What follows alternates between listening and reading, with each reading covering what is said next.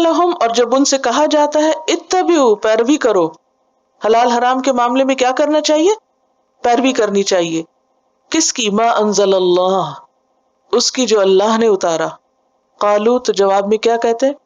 بل، rather, بلکہ، نتبع ما الفینا علیہ آباءنا، ہم تو پیروی کریں گے اس چیز کی جس پر ہم نے اپنے باپ دادا کو پایا، ہم اپنے باپ دادا کی پیروی کریں گے.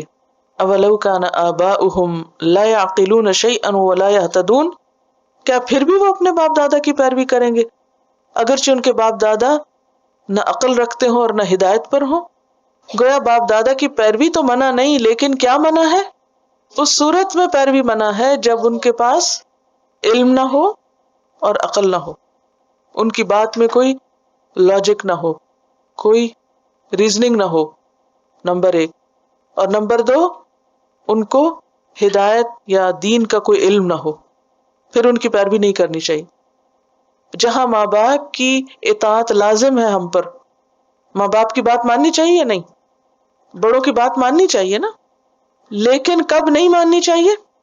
جب ان کی بات اللہ کے حکم کے خلاف ہو، لا یہتدون، ان کے پاس دین کا کوئی علم نہ ہو اور وہ غلط بات کہہ رہے ہوں تو نہیں ماننی چاہیے.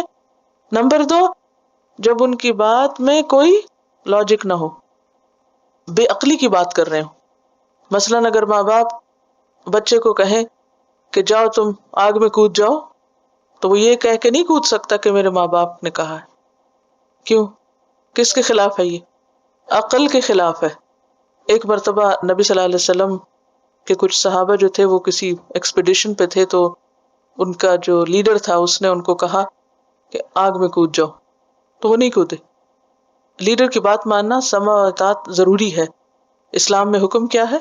اپنے سینئر کی، اپنے کمانڈر کی، اپنے لیڈر کی بات مانو، خواہ تمہاری مرضی کے خلاف ہو. لیکن کب نہ مانو؟ جب وہ اللہ کے حکم کے خلاف. تو جب وہ واپس آئے انہوں نے بتایا تو آپ نے کہا اگر تم اس کی بات مان لیتے تو تم سب آگ میں جاتے، وہ بھیجنے والا بھی اور کودنے والے بھی غلط چیز پر. تو ایسا حکم نہیں ماننا چاہیے، نہ ماں باپ کا نہ کسی لیڈر کا، کہ جو اللہ کے حکم کے خلاف ہو، یا پھر آپ کو اللہ کا حکم تو نہیں پتا مگر اس بات میں کوئی ریزن ہی نہیں، لاجک ہی نہیں، کوئی عقل کی بات نہیں. کیونکہ بعض اوقات ماں باپ ہوتے ہوئے، بڑے ہوتے ہوئے بالکل کم عقلی کی بات کرتے ہیں. یعنی بڑے ہونے کا، لیڈر ہونے کا، یا ماں باپ یا استاد یا کوئی بھی بزرگ یا شیخ یا عالم ہونے کا یہ مطلب نہیں کہ پھر آپ آنکھیں بند کر کے اندھی تقلید شروع کر دیں اور ان کی ایسی باتیں بھی ماننے شروع کر دیں جن کے پیچھے کوئی عقل کی بات نہیں. کیونکہ بعض اوقات ایسا ہوتا ہے نا کہ ماں باپ زیادہ پڑھے لکھے نہیں ہوتے یا ان کو بہت سمجھ نہیں ہوتی، تو وہ اپنی ناسمجھی کی بنیاد پر اپنی اولاد کو ایسے کاموں کی طرف دھکیلتے ہیں کہ جس میں نقصان ہو سکتا ہے. تو ایسی صورت میں یہ تو نہیں کہ بدتمیزی کی جائے، لیکن ماں باپ کو دلیل سے سمجھایا جائے، ٹھیک ہے نا؟ تو اس سے آپ کو یہ بھی پتہ چل جائے گا کہ اطاعت کی حدود کیا ہیں. اصل میں قرآن کی ایک ایک آیت کے اندر سمندر چھپا ہوتا ہے، اور آپ کا وقت اتنا کم ہے کہ ساری باتیں ہو نہیں سکتی. بہرحال عقل جو ہوتی ہے دو طرح کی ہوتی ہے، ایک عقل رشد اور ایک عقل ادراک. بعض ماں باپ یا بڑے آبا، کیونکہ ماں باپ کا میں بار بار لفظ اس لیے لے رہی ہوں کہ آبا کا ذکر اللہ نے خود کیا. بعض آبا جو ہوتے ہیں وہ دنیا کے معاملے میں بڑے سمجھدار ہوتے ہیں، کہاں سے پیسے کمانے، کہاں خرچ کرنے سے بڑی سمجھ ہوتی ہے ان کو، لیکن دین کے معاملے میں بالکل نل کورے، کچھ پتہ نہیں. اب اگر اولاد دین کی طرف آتی ہے تو وہ کیا کرتے ہیں؟ اس کو روکتے ہیں. اب ماں باپ ان کو کیا کہتے ہیں؟ ہم ماں باپ ہیں، ہمارا حق زیادہ ہے، ہماری مانو، اور یہ تمہارا دین تم کو یہ سکھاتا ہے کہ ہماری نہ مانو. تو ایسے میں بچے کنفیوز ہو جاتے ہیں اب کس کی مانے اور کس کی نہ مانے. اگر ماں باپ کی نہیں مانیں گے تو ناراض ہوں گے، تو اللہ تعالیٰ کہیں ناراض نہ ہو جائے. تو ایسی صورت میں کیا ہونا چاہیے؟ پھر انسان کو یہ دیکھنا چاہیے کہ کیا وہ جو کہہ رہے ہیں یہ تدون میں آتا ہے، یا یہ ہے کہ جو وہ کہہ رہے ہیں وہ عقل رشد جو انسان کو سیدھے رستے کی طرف لے جاتی ہے، فائدے کی طرف لے جاتی ہے، اس میں آتا ہے. اور اگر نہیں آتا تو پھر بات نہیں مانی جائے گی، اور ایسا نہ ماننا کوئی اللہ کی نافرمانی اور ناراضگی کا سبب نہیں ہوتا. اور یہ اس وجہ سے بھی یہاں اتنی شدت کے ساتھ کہا گیا کہ جن لوگوں کے پاس حق نہیں ہوتا نا، تو ان کی دلیل کیا ہوتی ہے؟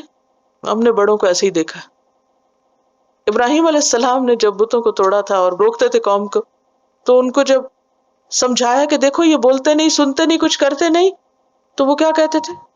چپ، کوئی جواب نہیں. عقل سمجھ آنے لگتی لیکن کہتے نو نو، ہمارے باپ دادا ایسے کرتے تھے لہٰذا ہم ایسے کریں. یہ کوئی دلیل نہیں ہے کہ ہم نے بڑوں کو یہ کرتے ہوئے پایا ہے. اور ویسے اگر دیکھا جائے تو دنیا کے معاملات میں ہم کتنا بڑوں کے طریقے پہ چل رہے ہیں. کیا ہم وہی پہنتے ہیں جو ہمارے بڑے پہنتے تھے؟ وہی کھاتے ہیں جو ہمارے بڑے کھاتے تھے؟ وہی کچھ پکاتے ہیں؟ وہی پڑھ رہے ہیں جو ہمارے بڑوں نے پڑھا؟